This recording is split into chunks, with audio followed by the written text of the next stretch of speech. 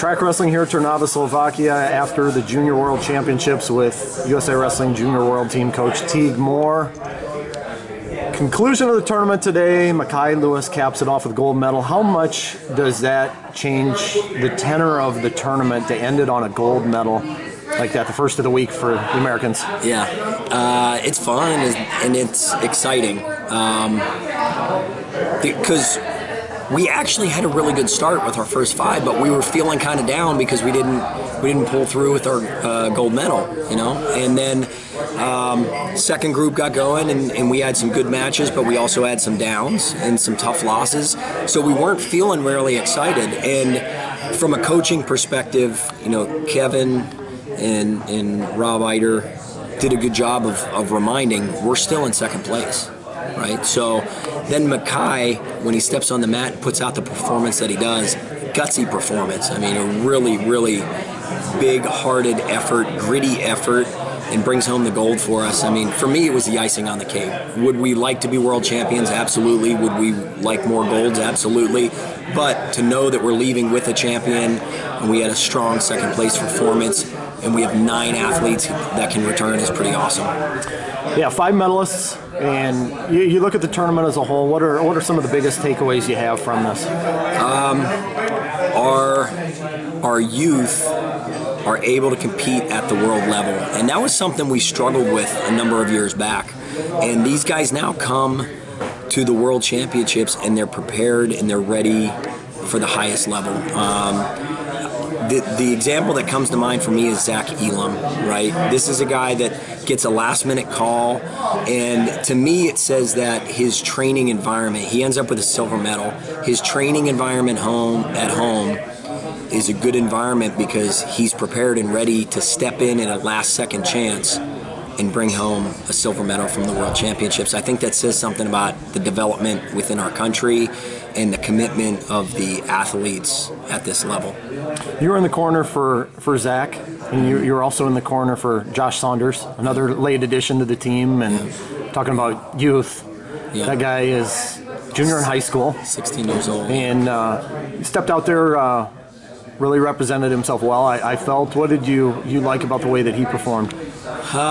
He wrestles, he gives a big effort, but more than anything for his age, right? And I think that's something we have to keep in mind because many of our opponents that we're going up with, they're at the peak of the 28-year-old limit, right? So Josh is stepping out there a lot of years under them, 16 years old, but his tactical plan, his execution, not quite where it needs to be, but his tactical execution is good when it's on. And that's something that he can grow from. He can leave from this tournament and say, I was able to fight and score in these positions at that world level, and now he's got to pick up on his defense and make some changes defensively, but he's there. He recognizes that he's there.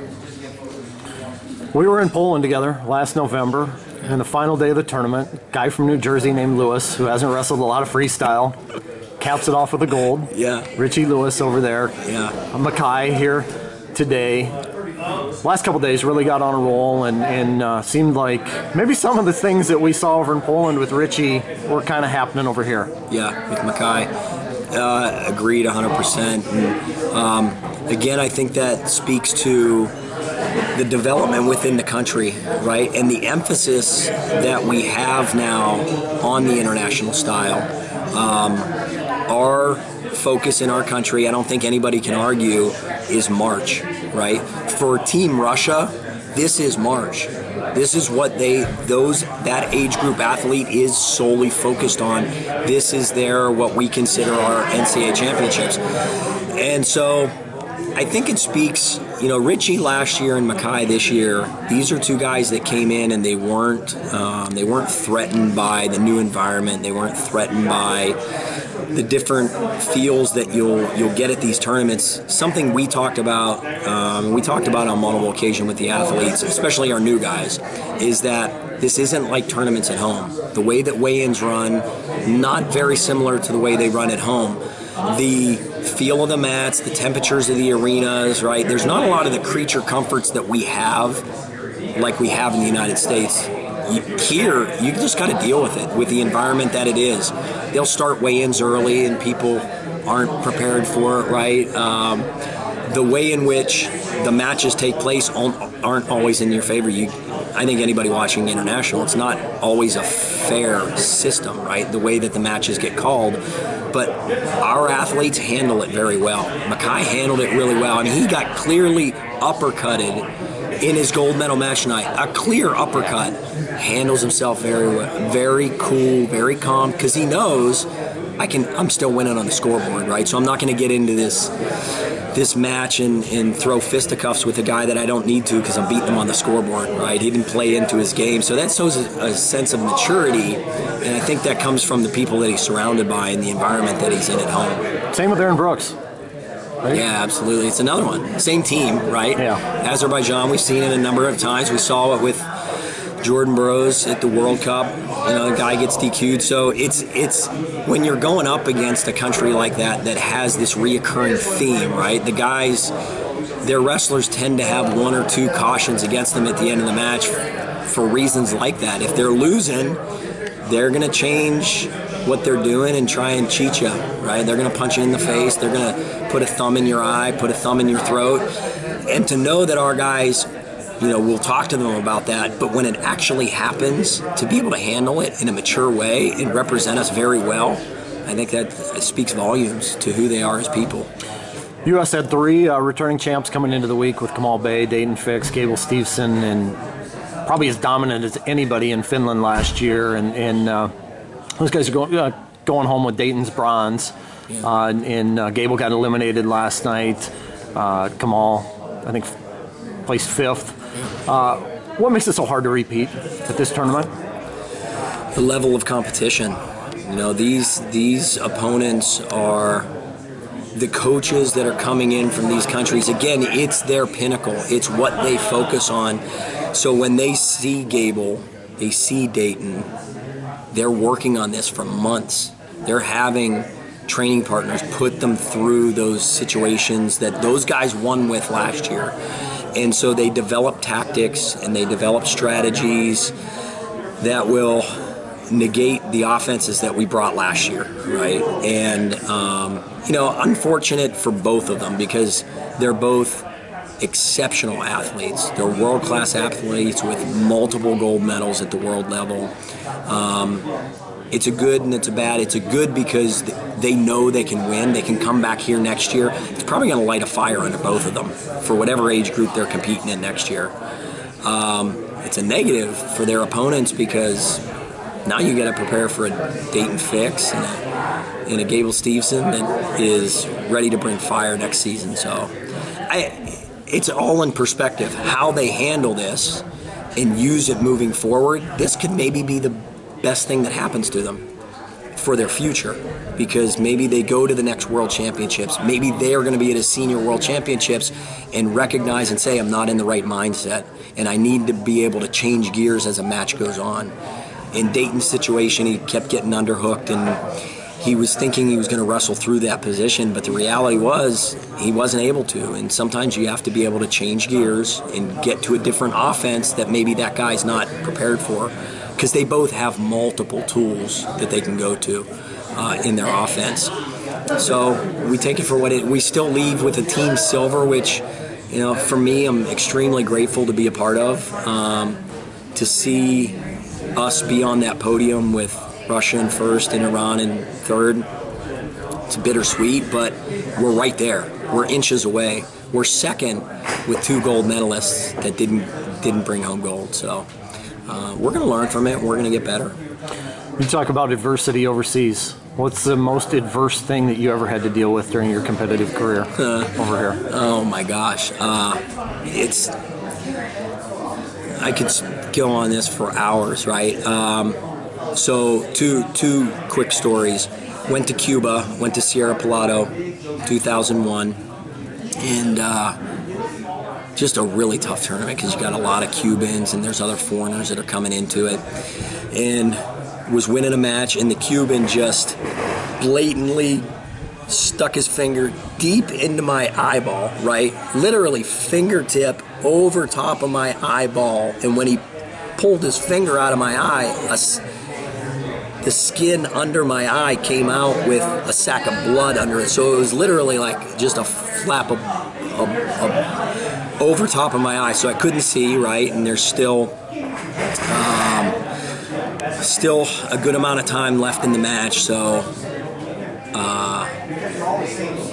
the doctor allows me to continue, right? They get me patched up enough that I can continue wrestling. So immediately the match begins, so I snap the guy into a front headlock, and in a front headlock that I had learned from my older brother and one that Dave Schultz used to use. So I got this guy so tight, and he went limp, right? He goes limp on the mat. Jared Frayer just reminded me of this story. And the fans in the stands come out over the guardrails onto the mat, and they're storming the mat, right? So I'm literally hiding behind Joe C, because now they want to come at me because their guys sprawled out on the mat, right? And it took them probably 5 minutes, 10 minutes to get all of the fans back off the mat. It was crazy. It was one of those moments in time where you do something and 33 seconds later you're like, I'm in fear for my life, right? So there was that one. Another one, I go and wrestle in Kiev, Ukraine, and wrestle in the tournament. I didn't perform well. I called James Ravenak as I'm leaving the tournament. I said, James, you got to get me connect me to the next international event, which was Ulan-Ude in like another week. So I leave Kiev, I fly back to Oklahoma. I'm training in Stillwater. Unpack my bags, repack my bags. I'm on another flight to Ulan-Ude, Russia, which you're going all the way to the other side of Russia, where you could be on a flight to Seattle in like 2.5 hours, 3 hours. It's that, you're going all the way around. You can only get into Russia through Moscow. So I make the flight to Moscow. I'm by myself. I spend a half a day. The Russians are sending someone to pick me up to connect me with Guerrero and Daniel Cormier, Mohamed Lawal, Jamil Kelly. They're already on a trip in Yakutsk. They had been to, I think they were in either Ossetia or Dagestan, and they're coming over to Ulan-Ude. So we get to Ulan-Ude. It's the part of Russia where there's a lot of Mongolians, right? And you're just over the Mongolian border. So my weight class at weigh-ins, 50 deep, right? Because they're all tiny people. Daniel's got like 6 short, fat guys, right? All prize money's all the same. So we wrestled the tournament, and I performed well. Obviously, the loss in Ukraine got me in the right mindset, so I battled through. It was like 6 or 7 matches to get to the final. So now I have the guy had taken second at the Russian Nationals, and he's really tough. So I'm getting ready for the finals, and the way it worked internationally is they would wrestle bronze medal match, then the gold, and then they'd go to the next weight up, bronze medal match, gold, right? So they come to me as I'm getting ready. This is 15 minutes before, and they say, the only Russian from this province that made the final is your athlete. So we're going to reverse the order. So now I got 2.5 hours. I'm primed, ready to go. They walk up and say, we're reversing the order.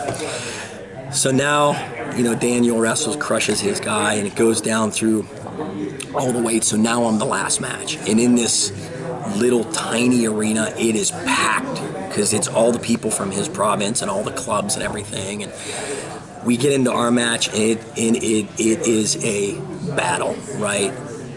He scores a point, I score 2 points. I score 2 points, he scores 2 points. And it's back and forth. And it was one of those instances in my life. I ended up losing the match, right? I got to a position where I'm scoring the last takedown. He's in a quad pod. And I bust a knee to the mat. He builds back up. They never award the point for the takedown. 1 point takedowns back then. They never award the point. I lose, right? And so I flip out, right? I'm upset. They award straight cash, American dollar on the podium, right?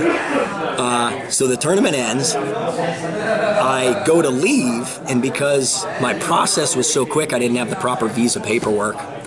They literally, in Moscow, they put me in a holding cell because I don't have proper visa paperwork to exit the country on time. So the prize money that I just won on the podium, which was like $750 American dollars or $1,000, just so happened to be the amount of my fine to get out of the country. And so what do? You're either going to get stuck in Russia and everybody else is going to be on a plane going home, or you pony up cash. So I ponied up my prize money, leave with nothing, a second place that I thought I won gold. So, you know, experiences like that are, number one, they're priceless in terms of coaching, because John Smith used to say something to us all the time when I was in college.